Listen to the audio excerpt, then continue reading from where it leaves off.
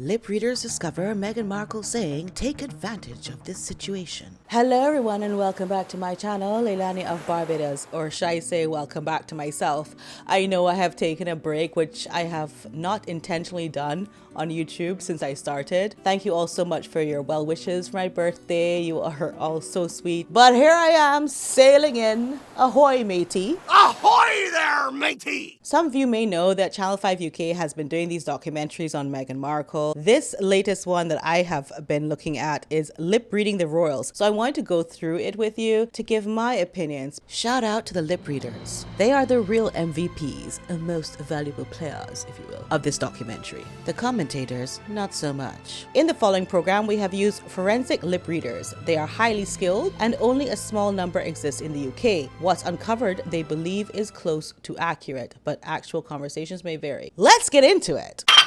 Starting with the wedding between Prince Charles and Lady Diana. 1981. Prince Charles turns to Lady Diana and says, "You will be fine." And Diana says, "As will you." As will you if you drop Camilla. You're not meant to continue a relationship with her. So if you will do that, you'll be fine too. That's my interpretation. Oh, by the way, I meant to tell you, I'm wearing this getup because I'm hoping this documentary reveals some conversations between Meghan Markle and Prince Andrew. Something about seafaring vessels. One can only hope. Let's keep going. The next one is when the Queen sends Charles and Diana to South Korea. The Togetherness Tour, 1992. Charles says to Diana, "I think that South Korea is very interesting. Don't you?" And Diana responds, yep. So two things about this interaction. It tells us that, first of all, there was no chance that these two could have a private conversation. There are cameras all around the car. She's looking to the side, he's looking to the side, but they can never share comments without it being photographed and filmed. The other thing it reveals is that what would be really interesting, Charles, is if you would stop pretending that you don't have a mistress. That would be very interesting, right? I mean, Korea is interesting, true, but you are more interesting to think that you can get away with having Camilla in this marriage. That's probably what she wanted to say. You know, he's away from the UK. He's probably talking to Camilla. We know about those conversations, Charles. We know all about your saucy, flirtatious, long conversations with Camilla. Imagine when he's away from Camilla, he's probably on the phone constantly, and you don't know if they came out here after an argument. I mean, you just don't know. So it really just puts it in perspective that Diana had to deal with a lot of stress whilst this man had Camilla. 1995. Speaking of Camilla, they have some footage of her on a horse saying, "It's true, I like to tap her on the side," talking about her horse. I don't know why that's relevant. Oh, right, because that was right after the Princess Diana Martin Bashir interview. And so the paparazzi was out trying to figure out what Camilla had to say for herself. The commentators are surprised that she isn't talking about the interview. Girl, what? Why would Camilla care? Camilla knows what was said in that interview is true. There were 3 people in the marriage, and she's one of them. What do people expect, really? Oh, Camilla should have been up on that horse talking about the Martin Bashir interview. I don't know if they just needed filler footage, but anyway, in 1997, Diana passes away. In January 1999, Charles and Camilla go public, girl. The first sighting is at the Ritz Hotel after Camilla's sister's birthday party. Charles says to Camilla, "Watch your step." I think Charles is just being kind, but the commentators read into it a bit like, oh, you know, they don't want Camilla to do anything to embarrass herself because people probably don't like her, whatever. And then in the car, Charles says to Camilla, "That went well," because nobody booed them. I don't know. In February 2005 is the engagement of Charles and Camilla. Then in April 2005 is the royal wedding. At the royal wedding, they focus on the 2 brothers, William and Harry. William says that his hair is a right mess, and Harry's initial reaction seems to be, "Whoa." Harry, in his clownery, says, "It's gone like that," and makes all these hand gestures. Now remember that Harry has grown up in the public eye. He knows that he should not be making these kind of gestures, but he can't help his insane jealousy towards his brother.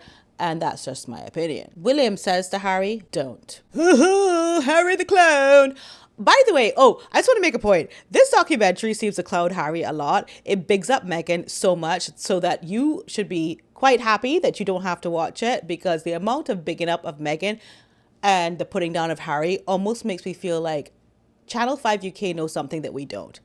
Is something imminent here? What's going on?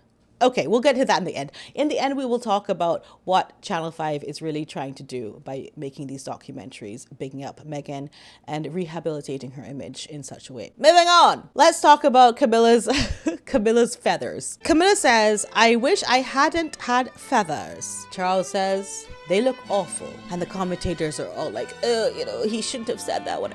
He didn't say she looked awful. He said the feathers look awful. Also, I love this interaction between Charles and Camilla. I always love their interactions. I think he's quite funny. And I think that she is getting exactly what she wanted. She did want him. She did want him, right? She fought for him. She stuck there with him. I mean, if he treats her like this in her old age, that's what she wanted. Okay, girl? And then the Queen steps in and says, I did forewarn her not to wear feathers. And whenever somebody says the word forewarn, you have got to reassess your life. That's a life-checking moment. In regards to Camilla's outfit, I'm very pleased that unlike Meghan Markle, she did not decide to wear lily white, stark white. I look at Camilla's outfits a lot in her fashion, and I think she's almost there. She has a quirky side to her. She has a avant-garde side to her fashion. She's almost there, but not quite there. Do you know what I mean? So we move on to William and Catherine. In 2007, after 6 years of dating, Catherine appears at this event with William and she says, but I love the uniform. It's so sexy. And this was met with laughter from her friends. And the commentator said, it's not very queenly of her to have said sexy. These commentators, we're going to get to why Channel 5 is doing it this way, because they seem very pro Meghan and very anti-royal family. And we're going to have the likes of Tessa Dunlop on here talking a bunch of shite as usual. But I just don't know why they decided to go in that direction, but we'll discuss it in the end. And I want you to leave all your comments down below. We move on to the William and Catherine wedding. This is in 2011, and we see William and Catherine in the carriage, where Catherine says to William, are you happy? William says, it's been a perfect day. Catherine says, are you okay? William says, yes, I'm all good. Catherine says, my face is hurting from smiling at everyone so much. William says, I'm smiling as well. Catherine says, tell me you love me. And William said, I love you always. And the commentators are like, why did she say like, tell me you love me or whatever? Girl, I think she was doing it very like humorous. I don't know the relationship between them. Like I don't know them, but I would think she's saying like, Usa, calm down, tell me you love me. I need to calm down. I need, this is a lot. Tell me you love me. I think she said it in that way. Commentators are so piss poor. It's just, this is where I come in, okay? Because they're not good. These commentators, their opinions, I mean, it was painful to watch it, to be honest with you. William says to Catherine, wave to the crowds, because obviously it's a very anxious moment for Catherine. It's her wedding day, and then she also has to remember all the royal protocol, and he just says wave to the crowds. And she does so. In 2012 is the Diamond Jubilee. So what happens here is that Prince Philip is not well. So the Queen asks Prince William to attend in his place. The Queen says to William, I'm so pleased that you've done this. And she puts her hand over her nose like this.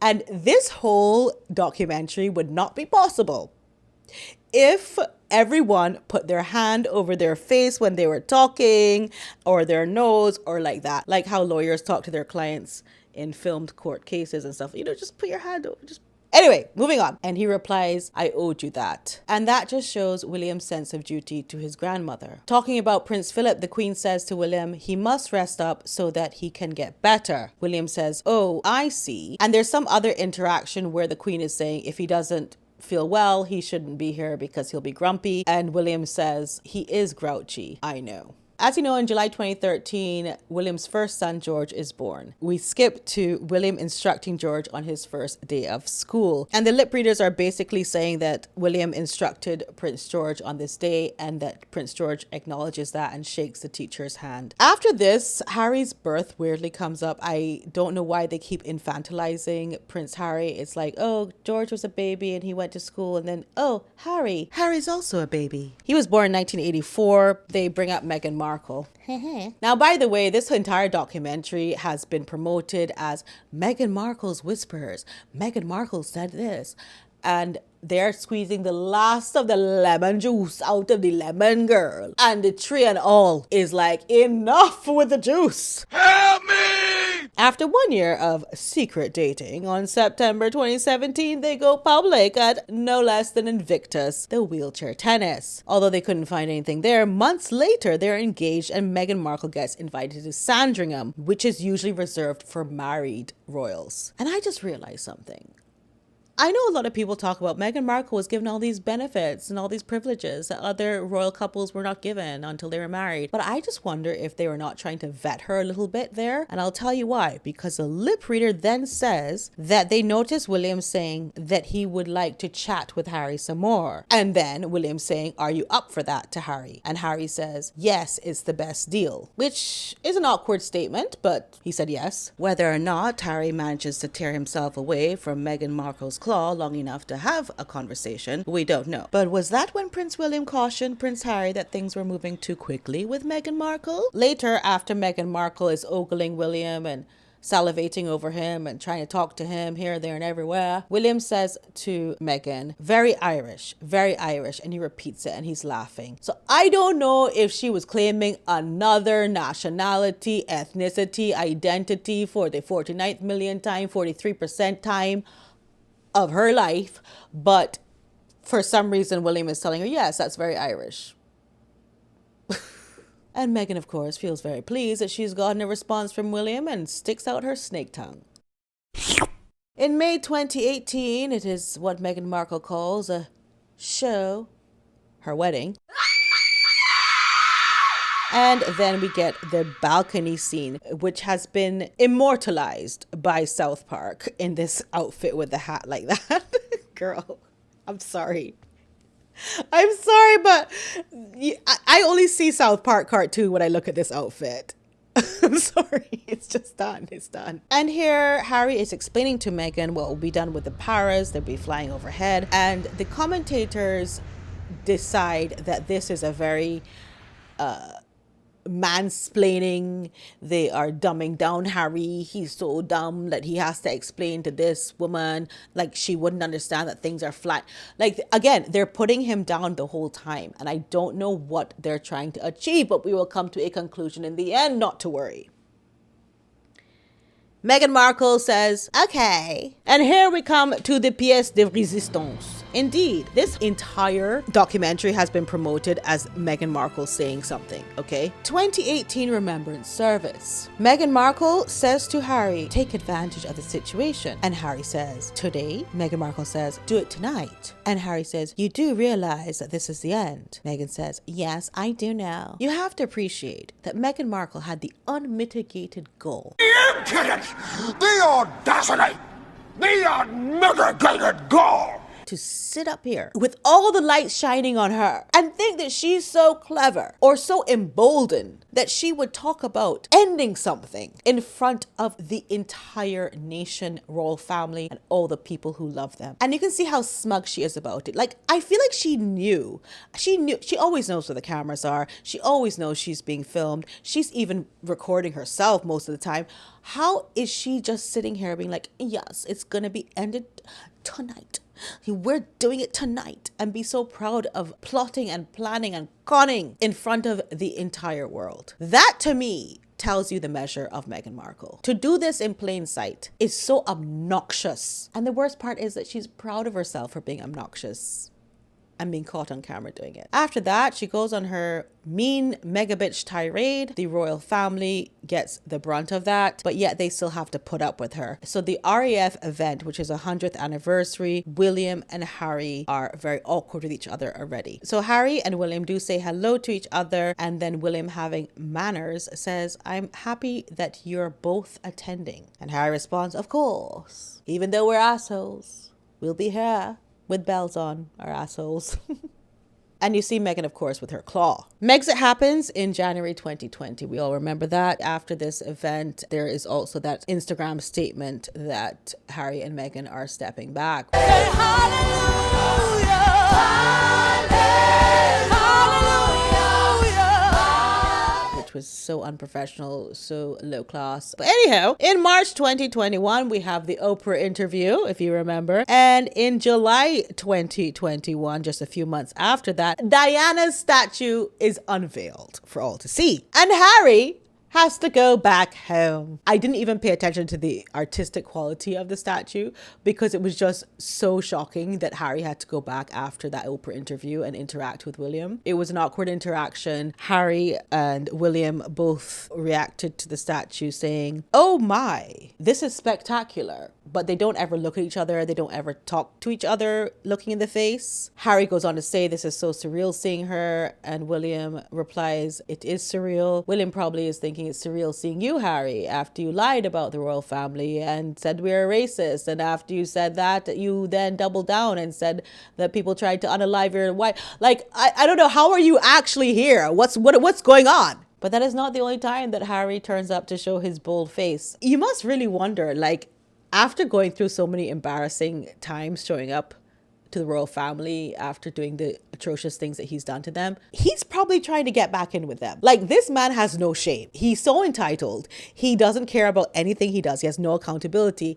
He may very well be trying to get back into the royal family, huh? In September 2022, Her Majesty the Queen passes away. In January 2023, Harry releases a Spare book. And in May 2023, a few months after the Spare, is the King's coronation service. And Harry pops back up again in all of his entitlement. He says, "I've spent 5 hours with my dad in his office." Now he's talking to Eugenie, who is the only person that actually would talk to him at this entire service. We saw all of it. Then he says, "And not a friendly text from either." The lip readers are thinking that he is talking about not a friendly text from neither William nor Charles. He goes on to whinge, "Why hasn't anybody contacted me? You know, I was here and I was just sitting there." But on this coronation day, Charles did not really care if Harry came nor went. He was worried about his crowd. I just love this. Why am I so tickled whenever I see the interaction between King Charles and Camilla? This is what she wanted. This is what he wanted. And here they are. And I just love to watch it play out. Charles says to Camilla, "Don't get too close. My crown might topple over." She has to sit there. I actually think he's funny. I think these two are they're fun. He can't be serious, right?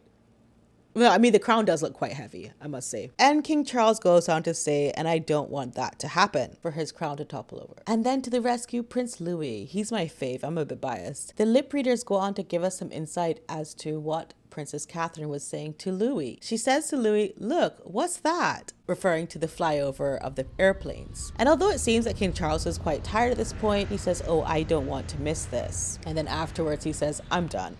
In February 2024, we had King Charles's cancer diagnosis along with Princess Catherine's cancer treatment. In April 2024, King Charles returns to royal duties. So in June 2024, we have Trooping the Color. They lip read King Charles to say in the carriage with Camilla, "I'll get through today. It makes me feel emotional and I don't know why." And you see where he wipes a tear here. At this same trooping, you have Princess Catherine, who has also returned for this. She says to Louis when they're having the flyover of the airplanes, "Wow." And she says again, "Wow, did you enjoy that?" What a wholesome moment for the family. So that's a documentary in a nutshell. It took them 90 minutes to say all of that. But I wonder if Channel 5 UK does not know something that we don't know. They're packaging these documentaries as Meghan is so good, Harry's a bumbling idiot, the royal family put her through so much, she's this really great person. I have no idea whose take this is, but it makes me think that they might be vying for the divorce documentary. Netflix is now out of the picture, as we know. Maybe they think they're the next ones up. They think that they could probably get something from Meghan. That's the only thing I can think. But the fact they're siding with Meghan, who, by the way, is also being extremely quiet on the social media webs. She hasn't posted anything since July 4th, which were these badly made cupcakes. She was so aggressive about posting up to this point. Maybe her image will be rehabilitated by Channel 5 UK, and then she can come come out and really do some damage. Speaking of damages, I would like to seek damages because I watched this entire documentary and I never got to see the secret conversations between Meghan Markle and Prince Andrew. And I think I should be compensated for that. What happened on those yachts? You know, it's a lot going on behind the scenes, but it's just a bit quiet right now. So we have to watch how everything is panning out. And thank you all for sailing on this journey with me. Ahoy matey. And don't forget to like this video if you did like it and subscribe to my channel. Put your comments down below so I know how you feel about this. Love you all so much and you know that.